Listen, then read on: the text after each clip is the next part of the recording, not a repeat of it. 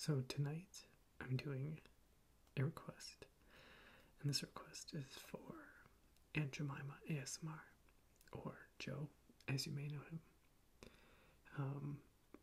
He cracks me up, and I'm really excited to read something for another ASMR.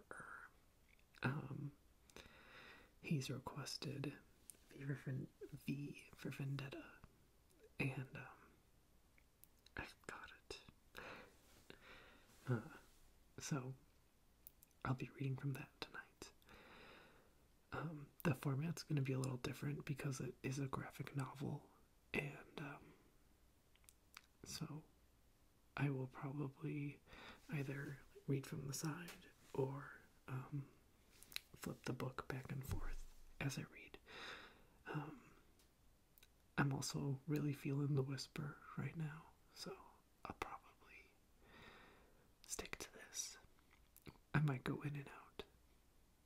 We'll see. So, tonight's featured beverage is this magic hat. There's some hot glue on it for some reason. I don't really know why, but it looks kind of awkward. So this is a magic hat Pistil. It's a Dandelion ale. It was brewed in Vermont. It has 4.5% alcohol, so it's pretty light. And because I'm recording this before Saturday night, I'm going to need to drink something light before bed. I have to work tomorrow.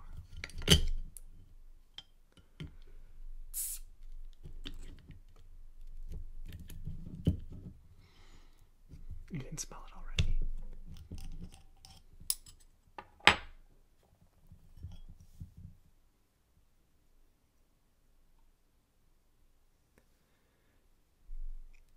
It's later right now than it ever was before, than it's ever been before.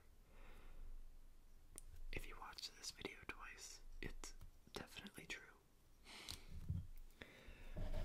Tonight's mug is a really gaudy, freezy mug. Chicago Bulls. I like sports.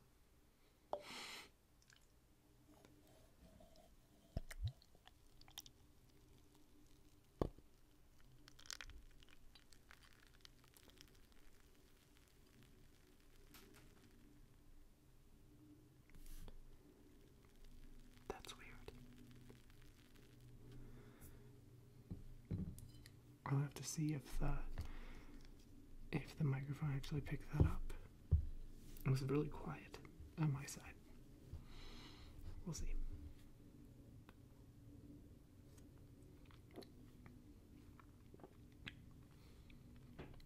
It's really good though. It's light and it's grassy and it smells a little bit like lemon, hops, alcohol-y, a little bit of pine. What does it say? The ancient ritual of brewing a distinctly rich and flavorful beer is a performance to behold. Our mystery melange of time-honored ingredients harmonize with chaotic chemistry, humble patience, and blind faith to share this unique beer to share in the rousing company of kindred spirits. Cheers. And I suppose it is appropriate that I'm reading for an ASMR or kindred spirits. Stop and smell the petals.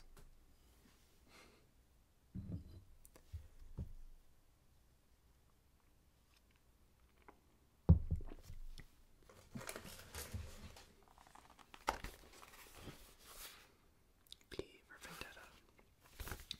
Alan Moore, David Lloyd, the classic bestseller. So he requested the part where V takes over the news station. So what I think I'm going to do is I'm going to start at book 2, The Vicious Cabaret.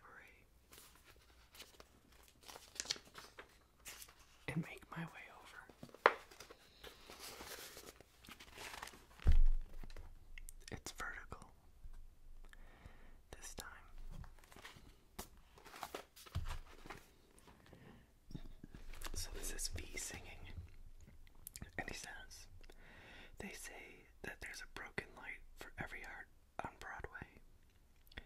They say that life's a game, and then they take the board away. They give you masks and costumes and an outline of the story, then leave you all to improvise their vicious cabaret. In no longer pretty cities, there are fingers in the kitties. There are warrants, forms, and chitties, and a black boot on the stair. There's sex and death and human crime, in monochrome for one thin dime, and all the least, and at least, the trains all run on time, but they don't go anywhere. Facing their responsibilities either on their backs or on their knees, there are ladies who just simply freeze and dare not turn away.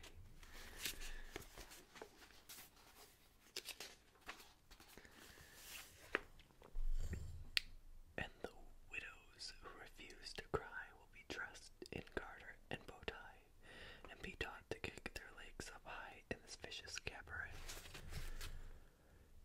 At last, the 1998 show, the ballet on the burning stage, the documentary seen upon a fractured screen, the dreadful poem scrawled upon the crumpled page. There's a policeman with an honest soul that has seen whose head is on the bowl, and he grunts and fills his prior bowl with a feeling of unease. Then he briskly frisks the torn remains for a fingerprint or crimson stains, and endeavors to ignore the chains that he walks into his knees, while his master in the dark nearby inspects the hands with brutal eye that have never brushed a lover's thigh, but have squeezed a nation's throat. And here he hungers in this secret dreams for the harsh embrace of cruel machines, but his lover is not what she seems, and she will not leave a note. At last, the 1998 show, the situation tragedy, the grand opera slick with soap, cliffhangers with no hope, the watercolor in the flooded gallery. There's a girl who'll push but will not shove, and she's desperate for her father's love. She believes the hand beneath the glove may be the one she needs to hold. Though she doubts her host's moralities, she decides that she is more at ease in the land of doing as you please than in the outside cold.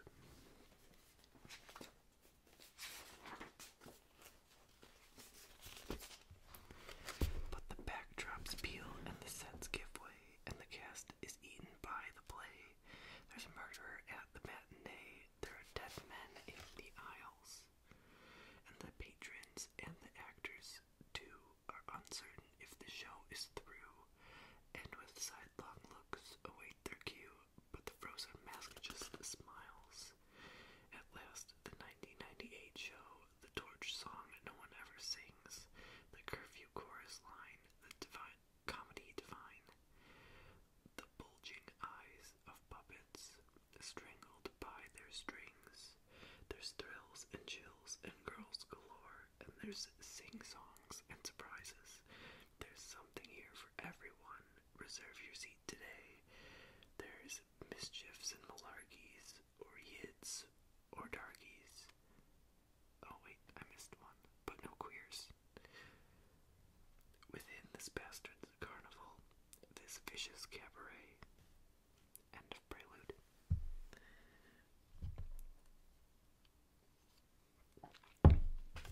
I forgot to mention something. My book came with a super creepy V mask.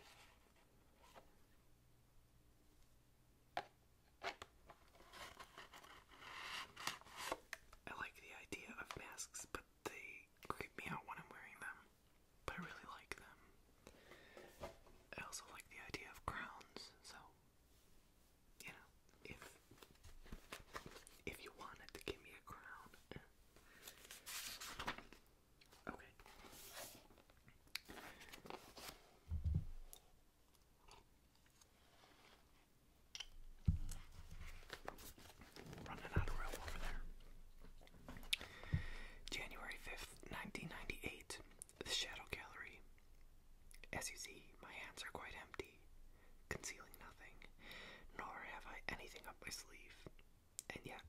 merest flick of my wrist, the rabbit is gone. Bring her back. Bring her back, but what if she's content where she is? Do we have the right to disturb her? But I see you've already made up your mind. Very well. We replace the cloth, and like so, when we whisk it away, presto, the rabbit has reappeared. But now her home is gone.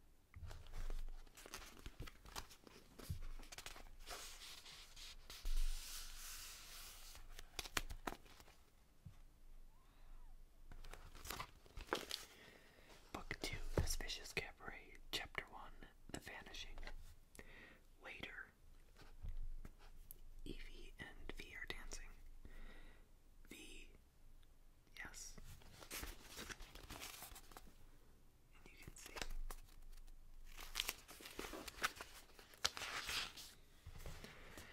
You've never, since I've been here, you haven't. Well, what I mean is, it's not important, but, well, I just sort of thought that it might be that you, don't fancy me. At all. Not that you should or anything, not that I want you to. Well, there could be lots of reasons, why you don't ever, sleep with me or anything. Perhaps there was somebody else. I'd understand if there was. Or, perhaps you don't sort of fancy women, but, there's nothing wrong with that. Or perhaps I'm your father.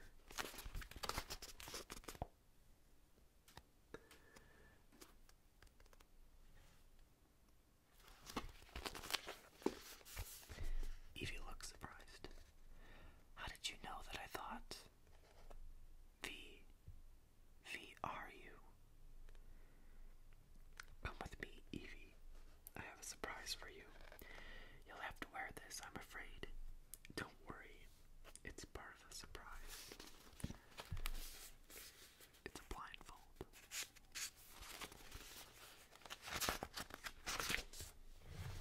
This way.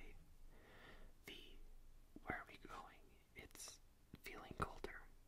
Hush, Evie, and listen. Listen to what? It's just that I keep thinking I should try to help you the way you're helping me. That's the deal, isn't it?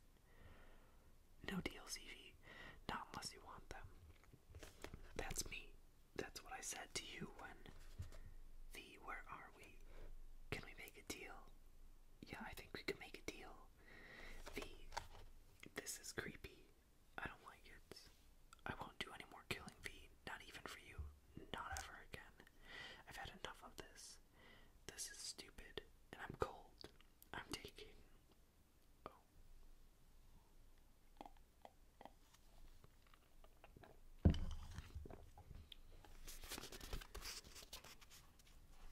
So she's talking to herself. And then she takes off the blindfold. And uncovers that she's on the streets. But there's no one there except for her and V. V, where are we? What if someone sees us? V, I don't like this. Let's go back inside. We can't, said Silky, suddenly looking sad. Why not? Why not? Cried Joe in surprise. Isn't this the land of do as you please? Yes, said Silky, but it's time we went back to the faraway tree. This land will soon be moving on, and nice as it is, we don't want to live here forever. Gracious no, said Joe. Our mothers and fathers couldn't possibly do without us. V, stop it. I'm not your father, Evie. Little V soliloquy.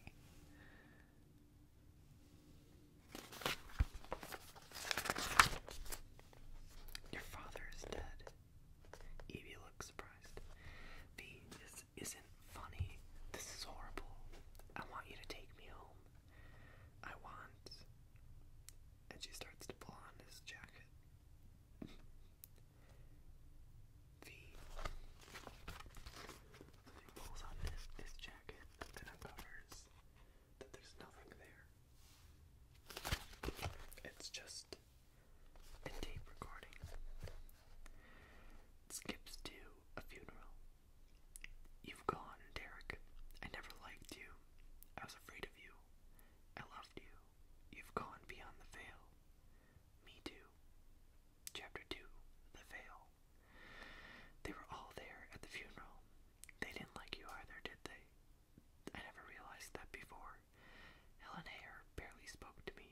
She looked afraid, as if bereavement was catching. Roger Descombe was there. He asked how I was coping with the pills. He was very friendly towards me. When I left, he shook my hand and told me to ring him if I needed anything. Smiled just briefly as he said it. Held my hand too long. It was an offer, Derek, and yes, he makes me sick. And yes, I hate him. But when you're a widow, the world looks different. You step through a curtain and you're in a place where people treat you differently. A bleak place. You're gone, Derek, and I'm alone. Here's the widow.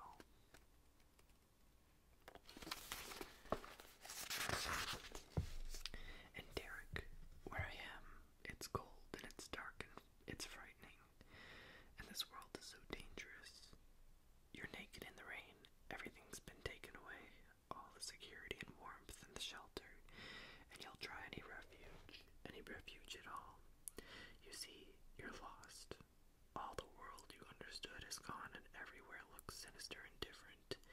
You're fumbling in the dark. And then you make contact of a sort. And it might not be pleasant, and you might be repulsed and draw back from it. No, not that, anything but that. But really, where else could you go? What other choices do you have? Except carrying on, down into the dark, alone, completely and utterly alone. Descombe rang earlier. He suggested a meal and a drink to cheer me up. I said, no. He said to ring him if I changed my mind.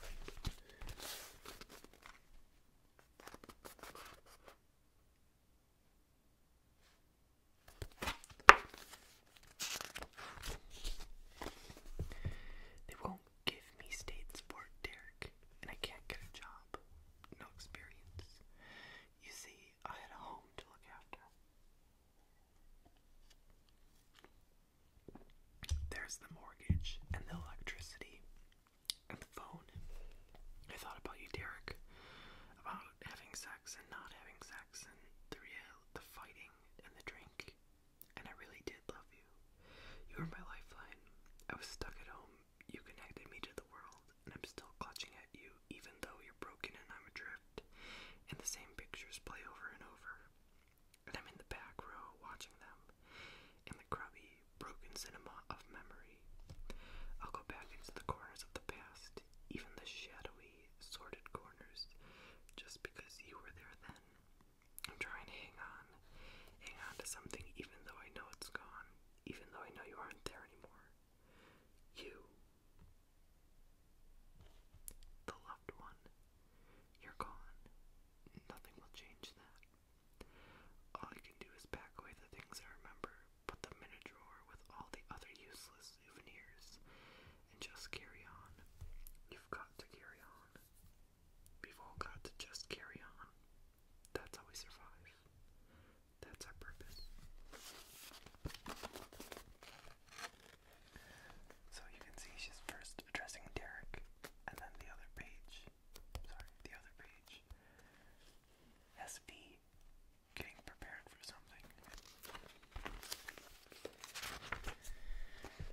Our purpose is to survive. Rosemary, whatever that takes. Are you ready for a taxi? I thought coffee at my place. He revolts me. He makes me feel dirty. And I know he's only doing this to get at you, even though you're dead now. But he's there, Derek. I can't face going into the dark. Not on my own. I made my decision, Derek. I rang him after tea, and the veil swung shut behind me. Oh God. Oh God. So you can see, she went out on a date with him, and then he touched her leg in the car. That was what the oh God was about. February 23rd, 1998. Today, Heidi, October 1st, 2501. This is when it begins. Those black butchers have had their own way for too long. They rape our women, they burn our houses, our possessions. But no more, Heidi, because starting from today, Storm Saxon is fighting back. Oh, Storm,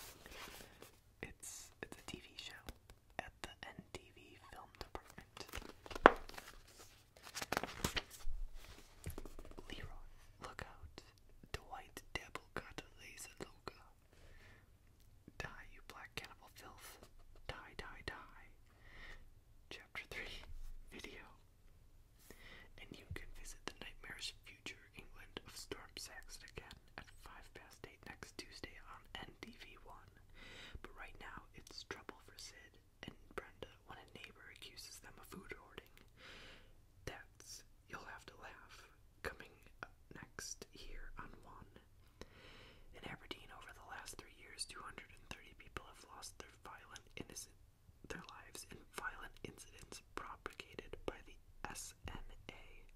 In Glasgow, the figure is even higher. Tonight on 2, Interface looks at the facts behind this senseless terrorist violence. I was in Ireland. This is much, much worse. Brenda, are these your knockers?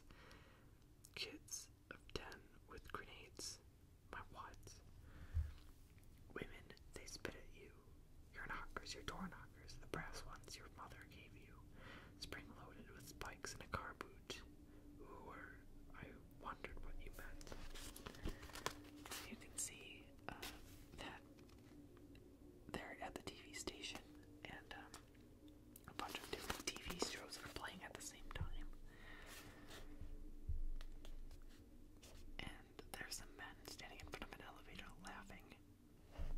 And here in Easterhouse, well, violence is on its way up, said Mr. Glover at munitions plant. Wants me to work late with him tomorrow to catch up on my quota. He says I've gotten a little behind. I mean, my mate, standing beside this old Saracen, got a bullet right in his eye. Anyway, if I show him I'm willing to get stuck in, I think he might try me in a more advanced position. You what? Promotion, Sid. I think he's got his eye on me. The other day, he said I had big things in front of me.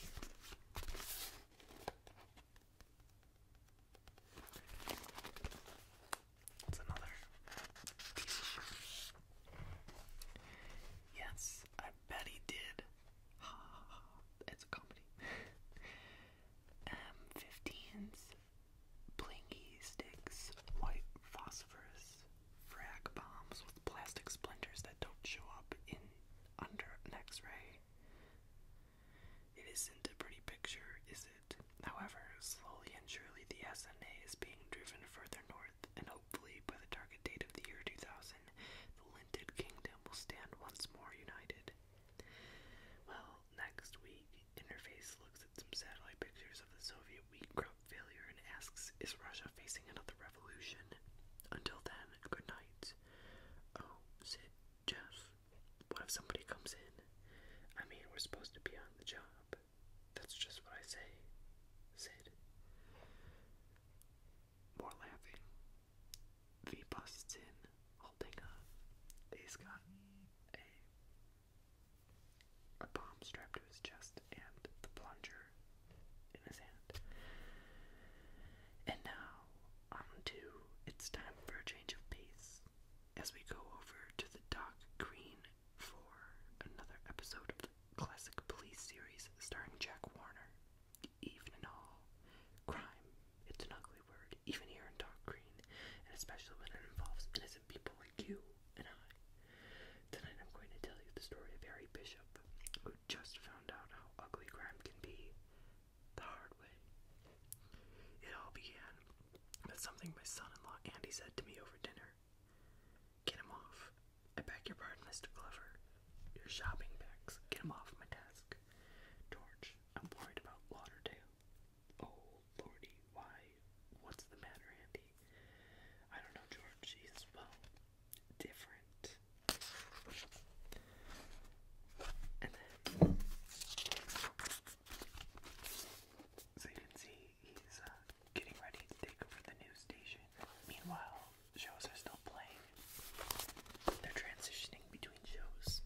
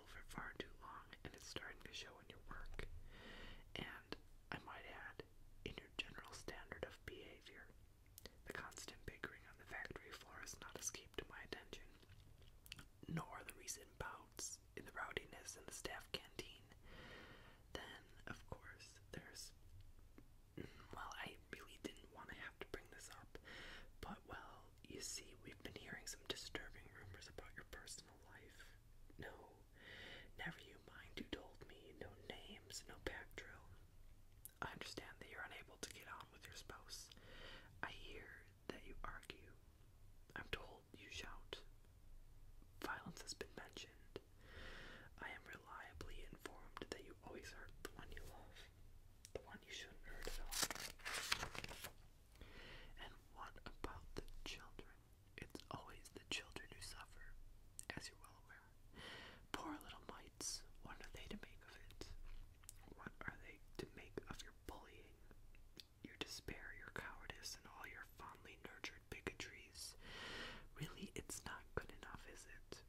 And it's no good blaming the drop in work standards upon bad management either, though to be sure, the management is very bad. In fact, let us not mince words. The management's terrible. We've had a string of embezzlers, frauds, liars, and lunatics making a string of catastrophic decisions. This is plain fact. But who elected them? It was you. You who appointed these people. You gave them the power to make decisions for you. While I'll admit that anyone can make a mistake once, to go on making the same lethal errors century after century seems to me nothing short of deliberate. You've encountered these malicious combatants who have made your working life a shambles. You have accepted without question their senseless orders. You have allowed them to fill your workspace with dangerous and unproven machines. You could have stopped them. All you had to say was no. You have no spine. You have no pride. You are no longer an asset to the company. I will, however, be generous. You will be granted 2 years to show me some improvement in your work. If at the end of that time you are still unwilling to make a go of it, you're fired. That will be all. You may return to your labors. Normal service will be resumed as soon as possible. Back to the images. Here's page 1 of the beginning.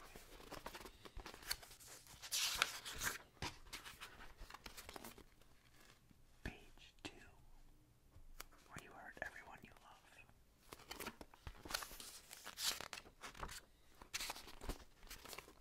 Page 3, where we're talking about bad management. And page 4, where V gets shot.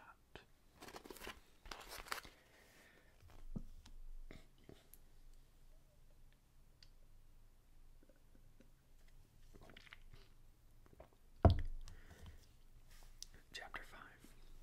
The Vacation. Why the bloody hell did I hit him? It wasn't his fault.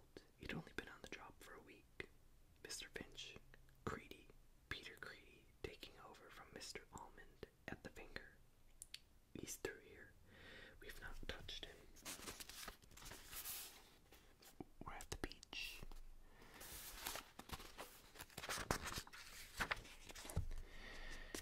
You heard what he did. Bloody ingenious. Breaks into Jordan Tower. Halts to comb into screw at detonator point and makes him broadcast his video. Made Dascombe seal off the building with his desk console. He knew the transmitter was inside the tower. Must have. With the building sealed off, he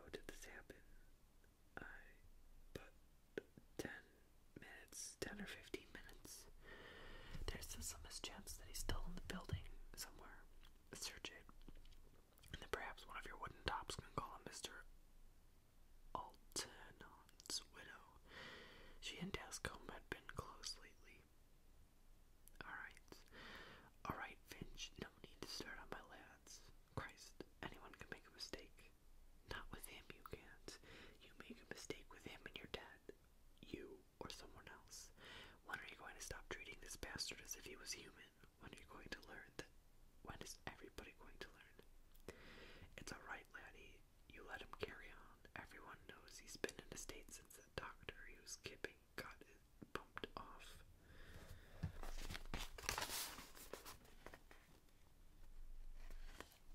So it's an investigator, and V is gone. And now there's been an accusation of some kipping.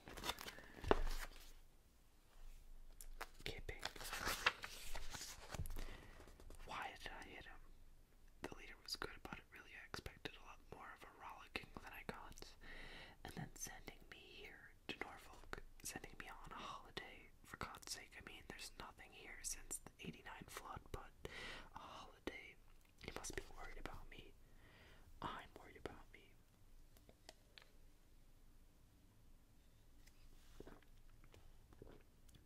Dominic sounded alright on the phone last night, coping well enough. Took me an hour to get through and we talked for 4 minutes. I wonder if it's him who told everybody about me and Delia.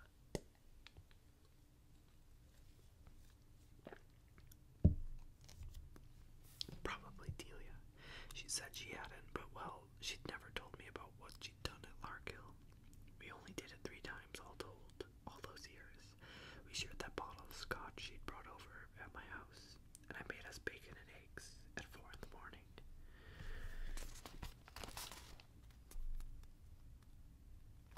So after the kipping, he punches.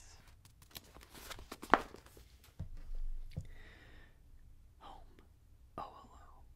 Hello, Gord. It's alright. Not stopping. Just dropped by to say we'd found someone to offload the booze on. Bloke over in Pimlico. Magic. Tell Harry I'll see him Saturday about the money. Yeah, okay. How's the lodger, by the way? Terry mentioned. She's alright. You'll tell Terry Saturday then. No problem. See you, Cord. Who is that? Old lady. She asked if I wanted to give her some money for waifs and strays. Told her I'd already got one. Liar.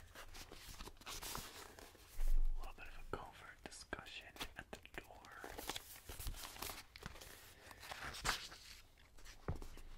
Your egg's done if you're out of the bath. It's got a stringy bit in. That's your egg. Mine's the one without the stringy bit. You sound happier this morning. Where are you? I'm in here. There were hairs all around the bath. Man's gotta have a hobby. Mine's drowning kittens. Are you decent? Yeah, come in. There. You're cheering up a bit then, getting over that bloke you were living with. Yeah, well, it was never really what you might call living with him. It wasn't that sort of thing.